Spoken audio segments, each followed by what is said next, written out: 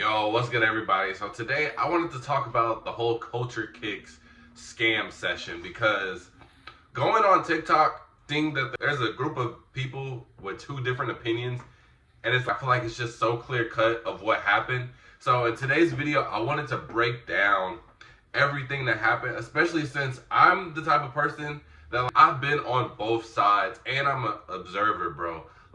Obviously, I'm a reseller. I've been a reseller, but I've also been the guy going to a convention trying to participate in things like this. I've also worked in retail, so it also plays a factor.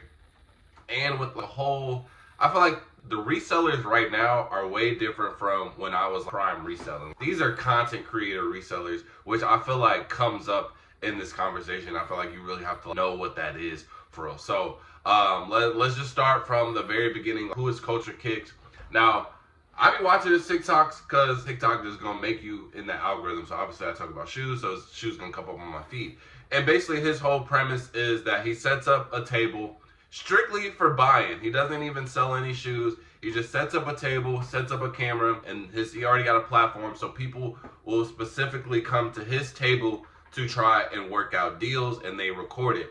Now, a lot of these deals is just crazy negotiation, really not even crazy negotiation, just him just lowballing just for content. And then there will be times where they do mystery boxes, they'll do the coin tosses, etc., just for the content essentially, which isn't totally wrong. I'm not mad at it whatsoever. I do think it is getting a little bit out of control because now that's kind of what people are expecting when you come to like a convention, and now it's just promoting gambling at an all-time high, which I don't care about the whole promoting gambling. If we're gonna put it all on red, I'm right there with you. But I don't want people to take away from what's with sneakers, you know what I mean? And just automatically associating it with gambling, because now that you have this negative connotation attached to shoes, then it gives people another excuse to hate the sneaker game and make all these type of excuses. But that's a whole nother video. So back to Culture Kick. So that is basically his whole thing. He'll buy all these shoes, he'll film for content, and he'll either bless people, he'll lowball people, do a coin toss with them, and he'll also do mystery boxes. And speaking on the content creation thing, he has already admitted on one of his videos I watched, he said he already has a guy after the show ready to buy everything that he has bought at a wholesale market or just like bulk price. So basically, no matter what, even if he's losing on these coin flips, worst case scenario, he's gonna come net even with bro because he's automatically cashing them out. So it's like all of this inventory that he is getting, bro, it's gone the same day. So he's making all of his money back, not to mention all of the money that he made from winning these trades. And that just increases his profit margins with his buyer. And then also all the money that he's getting from content creation. And then I would just assume that he keeps a lot of more high-end things like the Travis Scotts, because I see his lives. He'll have a bunch of Travis Scotts in the background trying to give them away, and he'll do giveaways, things like that. Cool. So we got that all out of the bag, and I think the last thing that I have to mention, which it does come up in this whole scam thing, is that a lot of people, when he was doing these, coin flips and mystery boxes, a lot of people were watching the videos, and they started to take advantage because people will bring in mystery boxes and be like, you can't know what's in it. Obviously, it's a mystery box, but I want $1,000 for it. And usually the premise of a mystery box is like, it has to be valued at least something. It has to have a base value. So it has to have base value of 500, and then it could potentially be higher or lower, and that's what the gamble is. But a lot of people were just bringing him stuff that just wasn't remotely close to the value. So essentially, he's getting scammed, which you getting finessed. I wouldn't say it's a scam because they just playing on your play. You know what I'm saying? They hustling off your hustle. But he has called it out, and he has said, yo, I don't really like doing mystery boxes. You would have to guarantee me the value be X amount, or you would have to show me before I do any type of mystery box. But with that being said as well, he still does it solemnly from time to time. So that is all the background information that you need. So fast forward to the actual situation. I think he's in some Asian country, because this also does come up with the currency.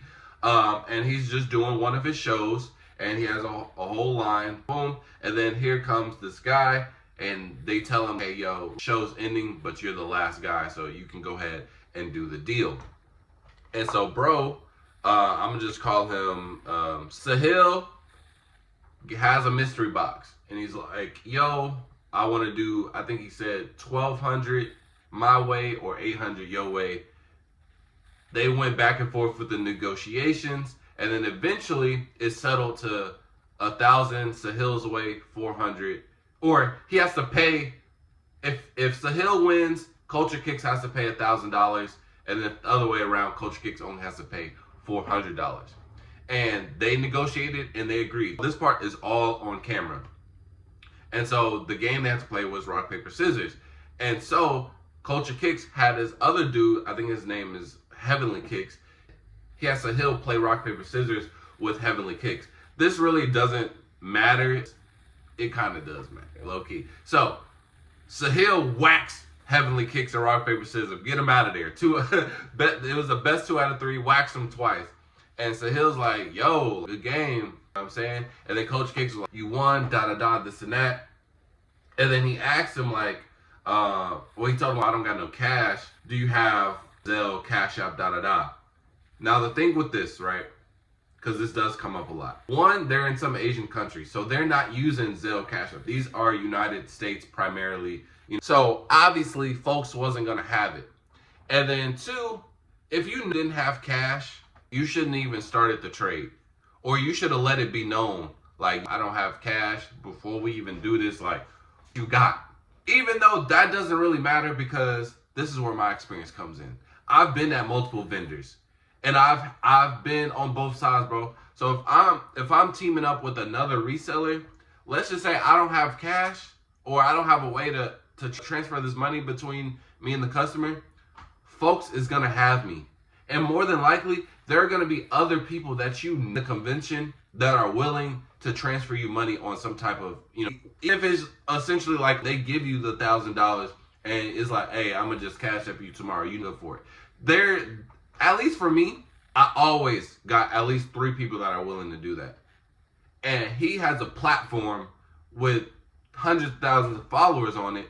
So you don't think that he got no one else to send him money, especially with another reseller that do essentially the same thing as you, right next to you, with a whole camera crew.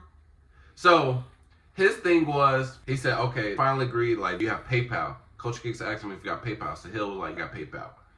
And Coach Kicks was like, all right, it's on my other phone, the one that we're live streaming on, so go ahead and end the stream so I can do it. That's already a red flag right there, because it's not that hard to log in and PayPal on another account. It's not like Gmail where they're gonna try and hunt you down, if you log in from another device. So that was a crazy excuse just to begin with. Like, he already knew what he was doing. He was the last person in line. Nobody else was really there to see it. So he knew he could get away with this little finesse. So they turned off the cameras, and then Sahil, he started having his boy record, because he's like, nah, we need all this. And it starts off by saying, it's like, nah, I ain't even trying to do the deal no more. Like, scam me. Because the mystery box, I guess it wasn't, and this wasn't part of the video, and I don't know if he claimed that this mystery box was valued at a certain amount, but he had 3 pairs of shoes. It was, 2 Jordan 4s and a Jordan 1. They for sure, because they weren't even DS either. And Sahil made a video talking about the condition of shoes, so they for sure wasn't DS. Which means that they were nowhere near $1,000. They were probably closer to 400 if we keeping it a buck. Like, less than 400 was the value. Like, is straight. Like, is actually a good deal. But 1,000, he for sure getting over him. But that's the whole point of the coin flip. But the thing, and this is why I don't like the whole content creation thing, is because Culture Kicks, he'll do coin flips where the margins just don't make sense. Like, just say I'm trying to sell a shoe and I want 300 for the shoe. He'll be like, I can't do 300, that's too high. Do 0 or 250. Do you not understand that don't benefit me whatsoever? Not only if I win, I'm still getting less than what I originally asked for, but then if I lose, I don't get anything.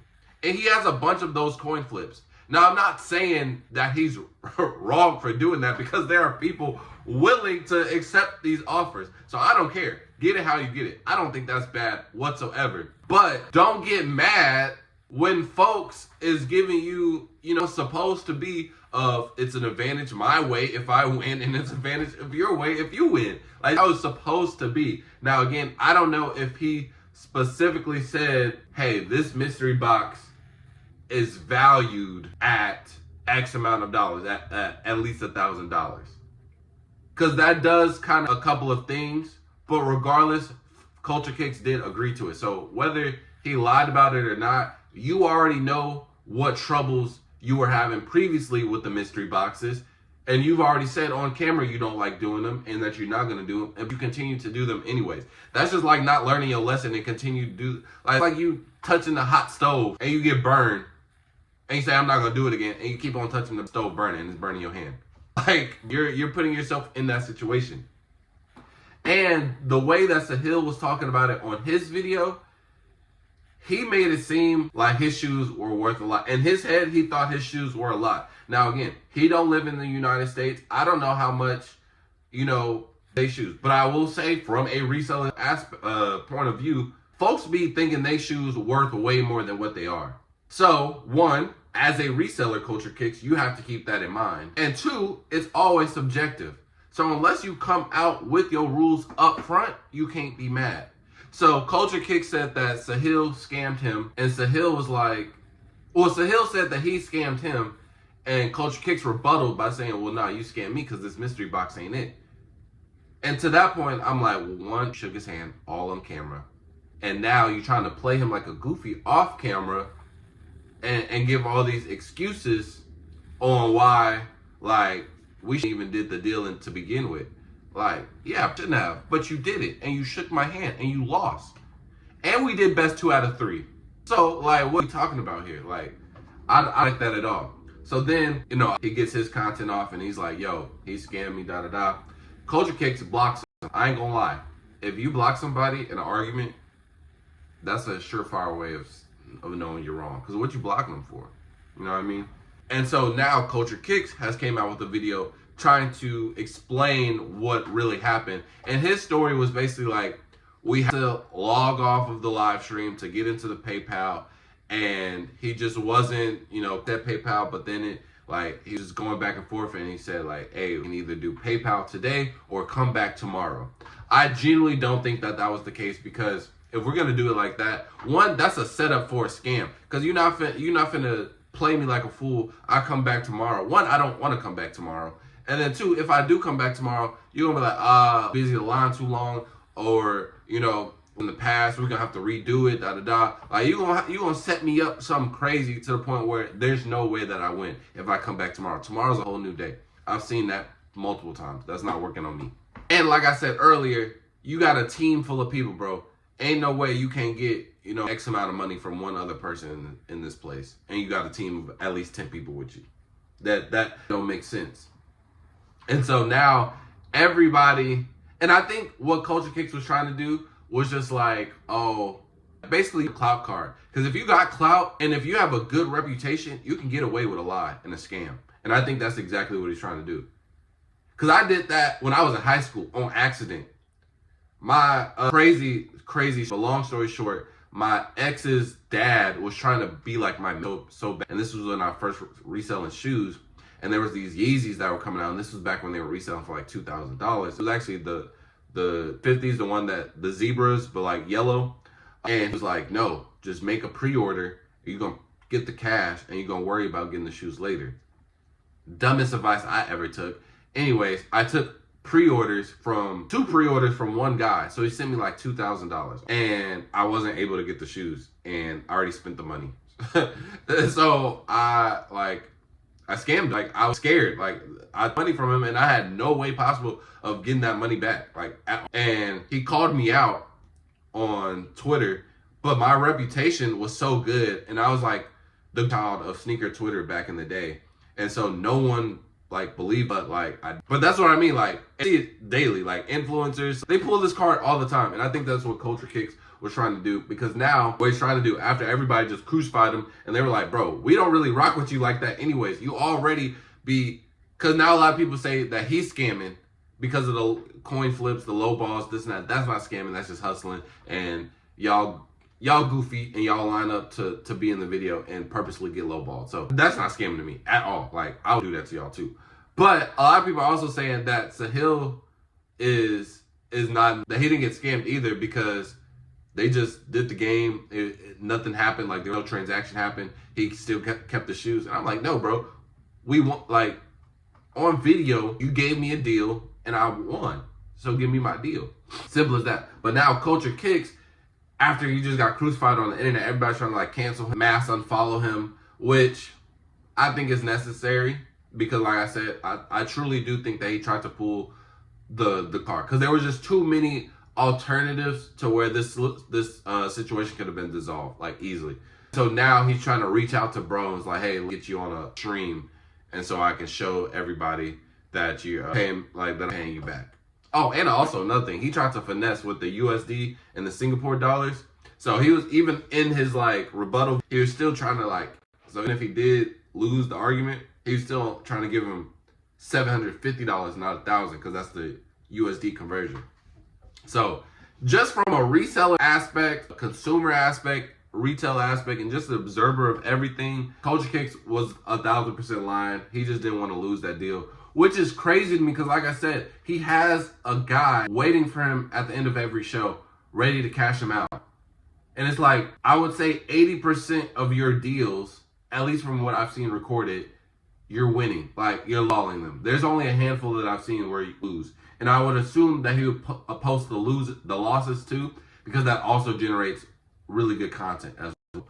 So not only are you always making your money back, then you're like doubling, tripling it because of the social media platforms.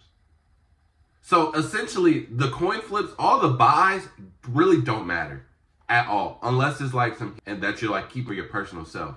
But all this stuff that's going to this bulk buyer, all these deals don't matter, because you're making that money back and some. Making money off TikTok, Instagram, everything that you own. So why risk everything